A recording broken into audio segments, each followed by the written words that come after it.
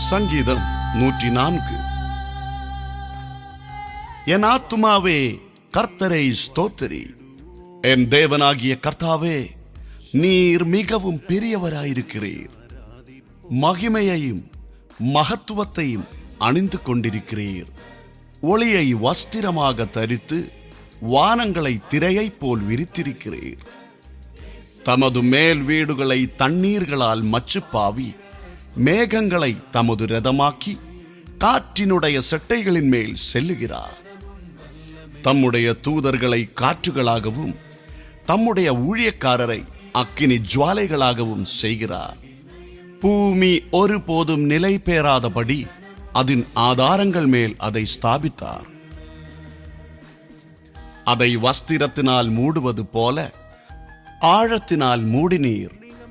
பர்வதங்களின் மேல் தண்ணீர்கள் நின்றது. அவைகள் உமது கண்டிதத்தால் விலகியோடி உமது குமுறலின் சத்தத்தால் விரைந்து போயிற்று. அவைகள் மலைகளில் ஏறி பள்ளத்தாக்குகளில் இறங்கி நீர் அவைகளுக்கு ஏற்படுத்தின இடத்தில் சென்றது. அவைகள் திரும்பவும் வந்து பூமியை மூடிக்கொள்ளாதபடி கடவாதிருக்கும் எல்லையை அவைகளுக்கு ஏற்படுத்தினீர். அவர் பள்ளத்தாக்குகளில் நீரூற்றுகளை வரவிடுகிறார். அவைகள் மலைகள் நடுவே ஓடுகிறது. அவைகள் வெளியின் ஜீவனங்களுக்கெல்லாம் தண்ணீர் கொடுக்கும். அங்கே காட்டுக்கழுதைகள் தங்கள் தாகத்தை தீர்த்து கொள்ளும். அவைகளின் ஓரமாய் ஆகாயத்து பறவைகள் சஞ்சரித்து கிளைகள் மேலிருந்து பாடும். தம்முடைய மேல் வீடுகளில் இருந்து பர்வதங்களுக்கு தண்ணீர் இறைக்கிறார். உமது கிரியைகளின் பலனாலே பூமி திருப்தியாயிருக்கிறது. பூமியிலிருந்து ஆகாரம் உண்டாகும்படி அவர் மிருகங்களுக்கு புல்லையும் மனுஷருக்கு உபயோகமான பயிர் வகைகளையும் முளைப்பிக்கிறார். மனுஷனுடைய இருதயத்தை மகிழ்ச்சியாக்கும் திராட்சரசத்தையும் அவனுக்கு முகக்கலையை உண்டு பண்ணும் எண்ணெயையும் மனுஷனுடைய இருதயத்தை ஆதரிக்கும் ஆகாரத்தையும் விளைவிக்கிறார். கர்த்தருடைய விருஷங்களும் அவர் நாட்டின லீபனோனின் கேதுருக்களும் சாரத்தினால் நிறைந்திருக்கும். அங்கே குருவிகள் கூடு கட்டும்.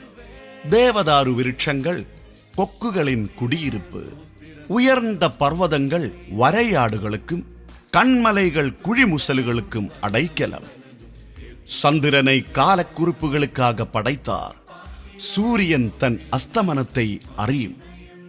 நீர் இருளை கட்டளையிடுகிறீர். ராக்காலமாகும். அதிலே சகல காட்டு ஜீவன்களும் நடமாடும்.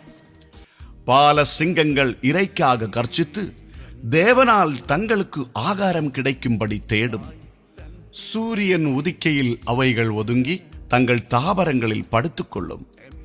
அப்பொழுது மனுஷன் சாயங்கால மட்டும் தன் வேலைக்கும் தன் பண்ணைக்கும் புறப்படுகிறான். கர்த்தாவே, உமது கிரியைகள் எவ்வளவு திரளாயிருக்கிறது! அவைகளை எல்லாம் ஞானமாய் படைத்தீர். பூமி உம்முடைய பொருள்களினால் நிறைந்திருக்கிறது. பெரிதும் விஸ்தாரமுமான இந்த சமுத்திரமும் அப்படியே நிறைந்திருக்கிறது. அதிலே சஞ்சரிக்கும் சிறியவைகளும் பெரியவைகளுமான எண்ணிறந்த ஜீவன்கள் உண்டு.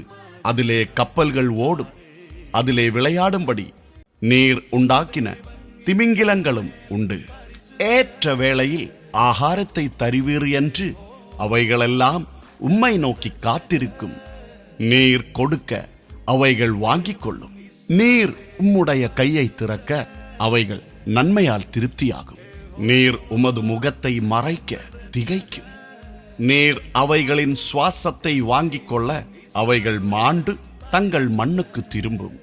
நீர் உம்முடைய ஆவியை அனுப்பும் போது அவைகள் சிருஷ்டிக்கப்படும். நீர் பூமியின் ரூபத்தையும் புதிதாக்குகிறீர். கர்த்தருடைய மகிமை என்றென்றைக்கும் விளங்கும். கர்த்தர் தம்முடைய கிரியைகளிலே மகிழுவார். அவர் பூமியை நோக்கி பார்க்க அது அதிரும். அவர் பர்வதங்களை தொட அவைகள் புகையும். நான் உயிரோடு இருக்கும் மட்டும் என் கர்த்தரை பாடுவேன்.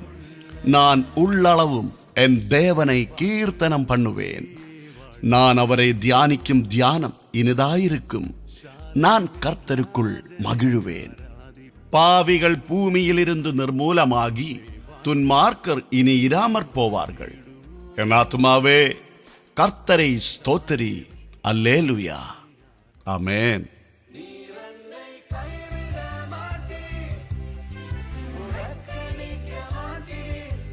கஷ்ட நாட்கள்